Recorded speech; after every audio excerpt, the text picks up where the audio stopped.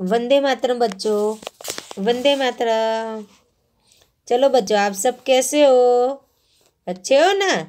अच्छा, तो चलिए आज हम कक्षा 5 का लेसन नंबर 6 बतक अने अथवा पण हंस यानी कि बतख जो पानी में तैरता है, उसका कलर वाइट होता है, सफ़ेद कलर का होता है वो, या तो फिर हंस। हंस यानी कि जो एकदम वाइट होते हैं और मानसरोवर से आते हैं, वो हंस। आज हम उसके बारे में पहले ये जो गाना दिया है वो गाना गाएंगे, उसके बाद में हम समझेंगे। तो चलिए पहले हम गाना गाते हैं। ऊंचा ऊंचा डूंगर चढ़सू, ऊंडी ऊंडी खीण उतरीसू। ऊंचा ऊंचा डूंगर चढ़सू, ऊंडी ऊंडी खीण उतरीशू। वહેતા જળમાં નાહીશું તરશું, વહેતા જળમાં નાહીશું તરશું। હરિયાળીમાં હરસું ફરસું, હરિયાળીમાં હરસું ફરસું। પંખી સાથે કલરવ કરશું, પંખી સાથે કલરવ કરશું। મીઠા તડકે અમે મલકશું, મીઠા તડકે અમે મલકશું। રેશમિયા રેતીમાં ઢળશું, રેશમિયા રેતીમાં ઢળશું। મોજાને મસ્તીથી મળશું, મોજાને મસ્તીથી મળશું। बच्चों, यहाँ हमें दिया है कि ऊंचा ऊंचा, ऊंचा ऊंचा यानी कि ऊंचे ऊंचे जो डूंगर है, पहाड़ है, वो हम चढ़ेंगे। डूंगर यानी कि पर्वत, पहाड़, ऊंचे ऊंचे पर्वत और पहाड़ हम चढ़ेंगे। ऊंडी ऊंडी खीण उतरीशु यानी कि जब हम जंगल में जाते हैं तो बड़े बड़े पर्वत होते हैं, डूंगर होते हैं, तो उसके अंदर जो खाई होती है उसको बोलते हैं खीण। खाई को बोलते हैं खीण। भेखड़, भेखड़ को भी बोलते हैं खीण। तो कि वहाँ हम नीचे उतरेंगे। बहता जड़मा नासू तरसू यानी कि बहता हुआ, बहता यानी कि बहता, जड़ यानी कि पानी, नीर। बहते हुए जल के अंदर नहाएंगे और तैरेंगे। हरियाली में हरसू फरसू, हरियाली यानी कि लीलाछम, जहाँ हरियाली होती है, जो हरा हरा दिखता है, उसको हम बोलते हैं हरियाली। तो जब वनराजी बारिश का मौसम जाता है, उसके बाद ठंड के मौसम में पूरी जगह जहाँ भी देखो वहाँ आपको हरा हरा ही नजर आएगा। जहाँ घास उगा होगा, ये अलग अलग प्रकार की वनस्पतियाँ उगी होगी, तो कि यहाँ हरियाली में हम हरसू फरसू यानी कि घूमेंगे। फिर है पंखी साथे कलरव करसू यानी कि पंखी, विहग, खग, उनके साथ कलरव यानी कि वो जैसा गाते हैं ऐसा हम भी हमारी भाषा में गाएंगे। मीठा तड़के हमें मलकशु यानी कि सुबह का जो धूप होती है, बहुत धूप हमें लगती भी नहीं है और ठंडी भी नहीं लगती और धूप भी बहुत नहीं लगती। ऐसा हमारे शरीर को सहन हो सके, ऐसा जो मीठी मीठी धूप है, वो धूप के अंदर हम मलकीसु यानी कि हंसेंगे, खेलेंगे, नाचेंगे, कूदेंगे। रेशमिया रेती में ढड़सू, रेशमिया यानी कि एकदम रेशम जैसी, जो हाथ में पकड़ने से भी वो सरक जाती है, गिर जाती है, ऐसी रेती के अंदर हम खेलेंगे। मोजा ने मस्ती थी मरसू यानी कि मोजा, जो हम दरिया किनारे जाते हैं तो वहाँ ऊंचा ऊंचा मोजा जो उछलते हैं, पानी का जो बौछार है ऊंची ऊंचे तक उड़ती है, तो कि वो बौछारों के अंदर हम मस्ती से नाचेंगे और गाएंगे। ऐसा ये काव्य के अंदर कवि हमें कह रहे हैं कि हम मस्ती से इसके अंदर नहाएंगे। इसके आगे बच्चों कि कदरूपू बतकड़ू, ये एक कहानी है, ये एक कहानी है कि कदरूपू बतकड़ू यानी कि कदरूपा यानी कि जो हमें देखने के लिए पसंद ना हो, ऐसा कदरूपू। बतकड़ू यानी कि बतख। तो इसकी एक कहानी ये हमें दी है। एक बात की है એક બતકીએ એક બતકીએ એક સુરક્ષિત જગ્યાએ 4 ઈંડા મૂક્યા. તે ઈંડા પર બેસતી અને બચ્ચા બહાર આવવાની રાહ જોતી. એક દિવસ તેની નજર ઈંડા પર પડી. તે વિચારમાં પડી. यानी कि एक बतकी यानी कि बतख की जो नारी होती है, बतख है वो नर है और बतकी यानी कि नारी. यानी कि जो बतकी है एक सुरक्षित, यहाँ जहाँ कोई उसको नुकसान ना पहुंचा सके ऐसी जगह, वहाँ पर उसने 4 इंडा रखे. इंडा यानी कि ईग, इंडा रखा और वो इंडे के ऊपर बैठती थी और बाहर बच्चा बाहर आने की वेट करती थी. यानी कि इंडा के ऊपर बैठी रहती थी और वो राह देखती थी कि मेरे बच्चे कब इंडे में से बाहर आएंगे. एक दिवस तेनी नज़र ईंडा पर पड़ी. यानी कि एक दिन उसकी नज़र एक ईंडे के ऊपर गई. ते विचार में पड़ी, यानी कि वो सोच में पड़ गई. अरे मैं 4 ईंडा मूक्या हता. यानी कि मैंने 4 ईंडा रखे क्या हता के 5 4 हता ना 5 हता. हुई केवी माँ छूँ, मारा ज एक बच्चा ने भूली जाऊँ छूँ. यानी कि मैंने 4 ईंडे रखे थे कि 5 4 है थे ना, नहीं 5 थे. मैं भी कैसी माँ हूँ कि मेरे ही एक बच्चे को मैं भूल जा रही हूँ. ऐसा वो खुद के मन में सोचने लगी. ते 5 ईंडा ने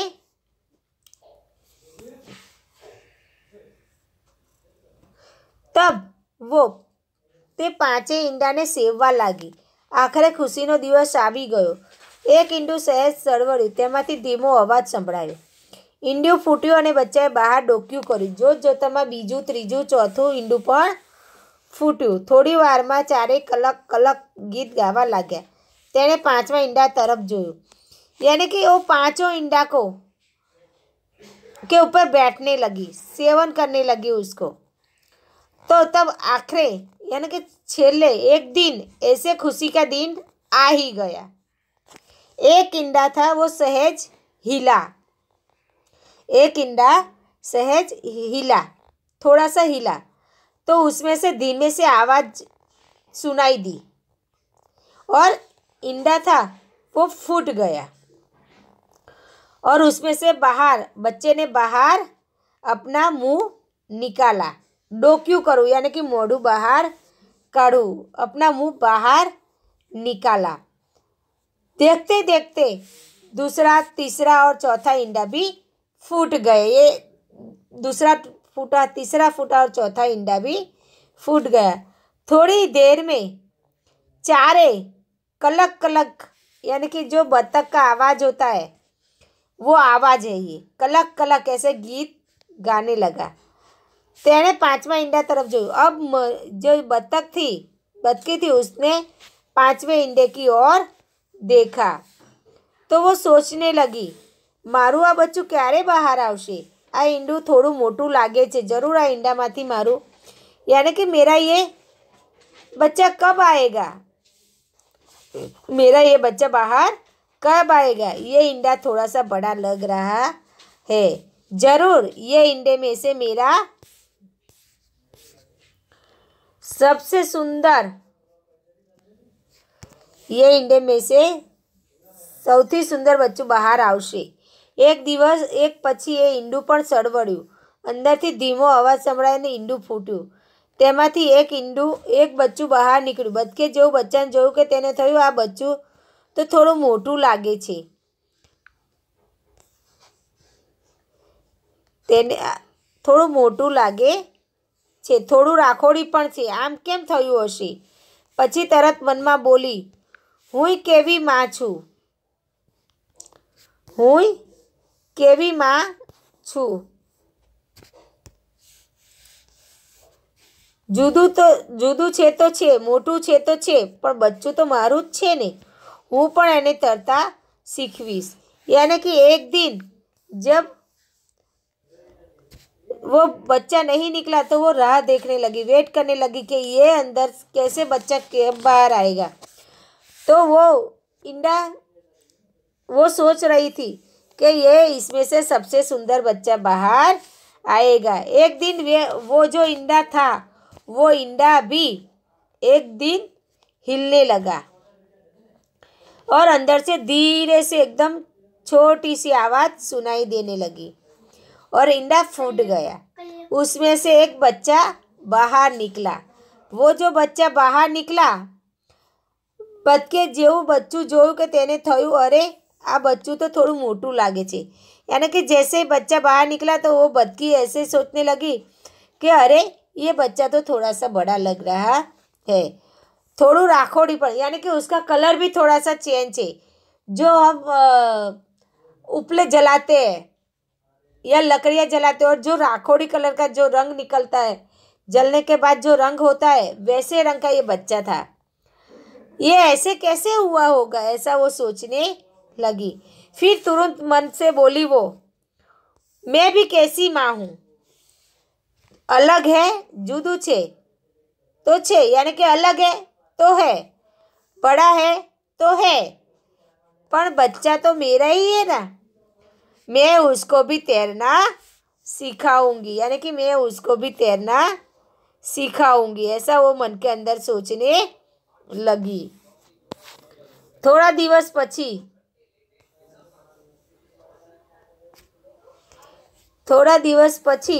એક બતકી તેને પણ બીજા બચ્ચા સાથે તરવા લઈ ગઈ, પણ બાકીના બચ્ચા તેની મસ્કરી કરવા લાગ્યા। કોઈએ તેને ધક્કો માર્યો તો કોઈએ તેના ઉપર ગંદુ પાણી ફેંક્યું।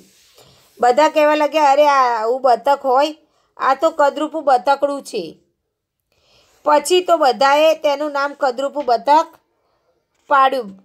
यानी कि थोड़े दिन बाद ये जो बतकी थी वो सब बच्चों को अपने साथ लेकर तैरने के लिए लेकर गई। पर जो दूसरे उसके जो बच्चे थे, 4 बच्चे जो दूसरे थे ना, वो चारों बच्चों उसकी मस्करी यानी कि मजाक करने लगे।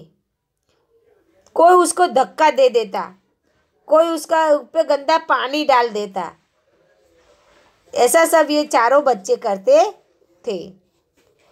सभी बच्चे कहने लगे, अरे ऐसा तो बतख होता होगा, ये तो एकदम कदरूपू, यानी कि जो इसको देखने की भी इच्छा ना हो ऐसा, कदरूपू यानी जिसको देखने की इच्छा ना हो ऐसा।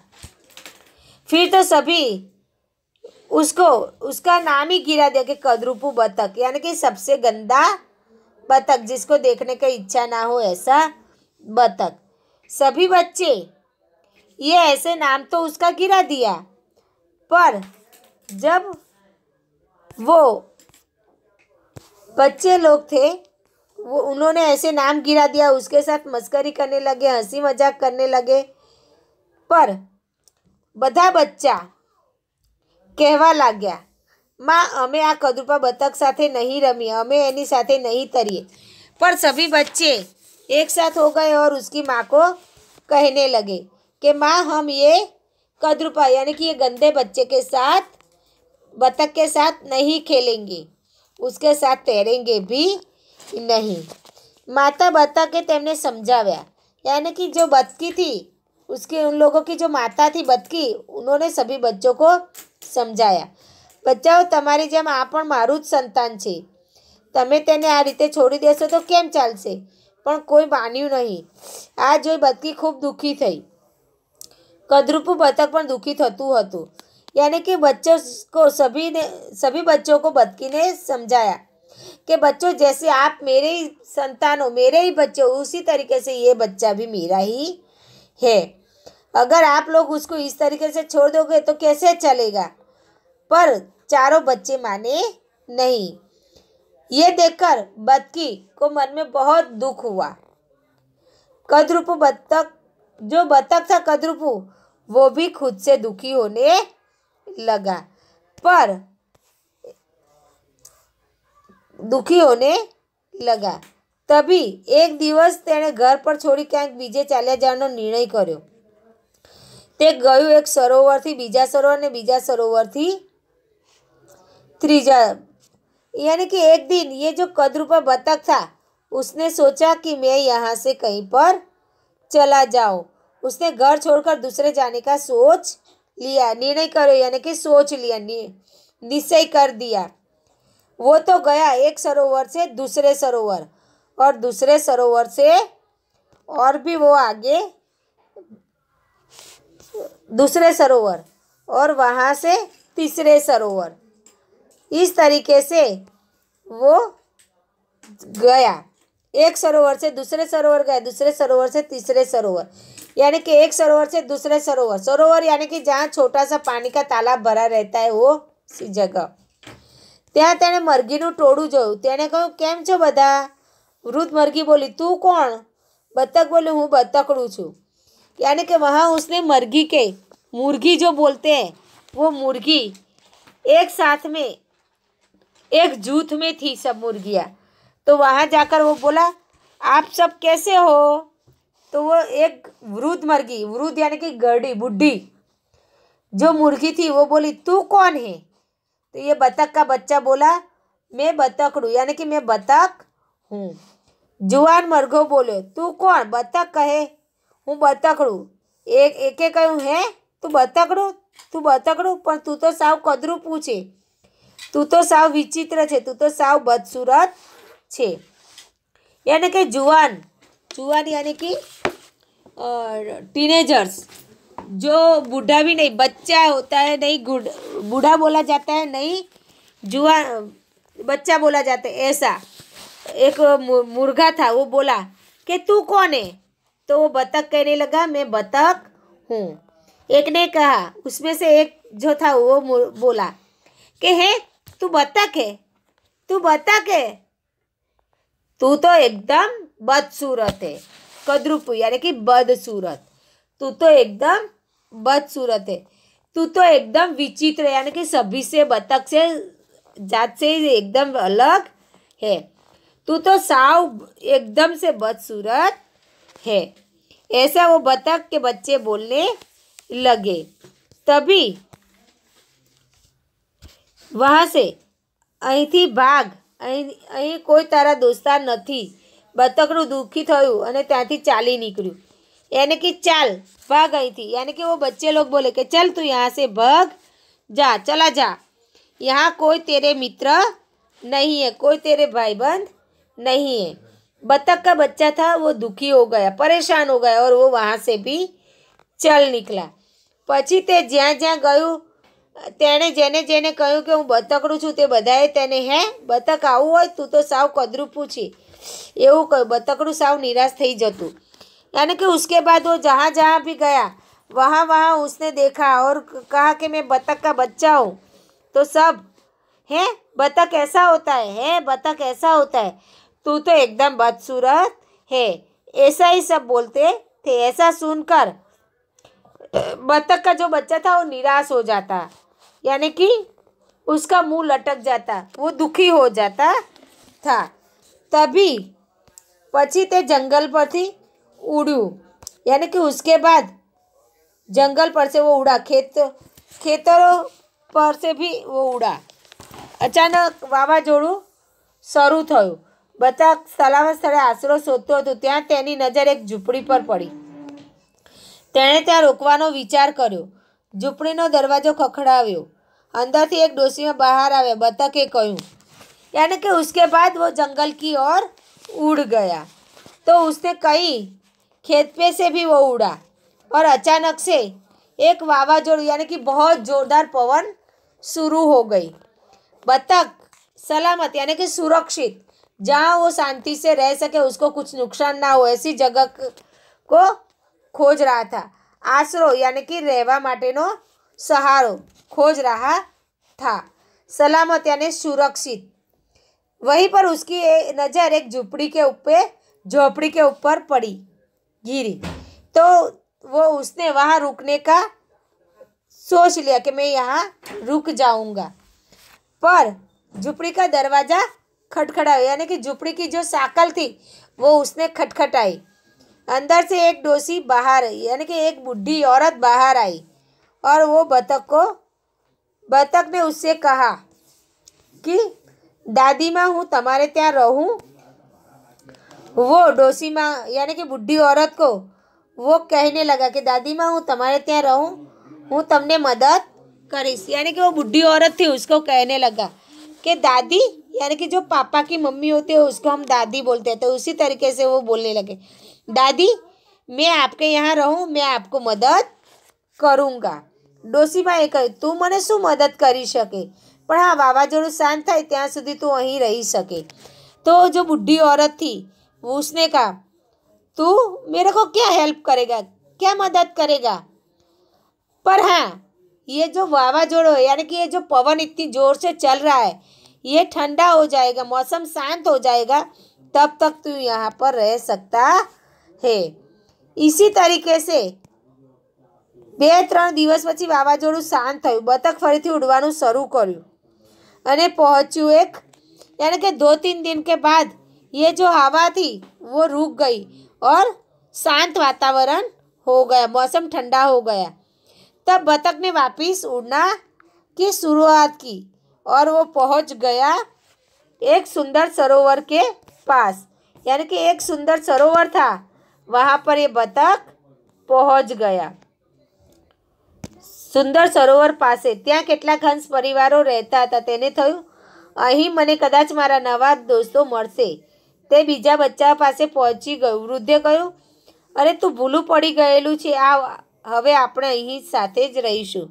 यानी कि वो वहाँ से उड़ा तो वहाँ पहुँच गए एक सुंदर सरोवर, यहाँ जहाँ पानी, थोड़ा सा पानी भरा रहता है वो जगह पर।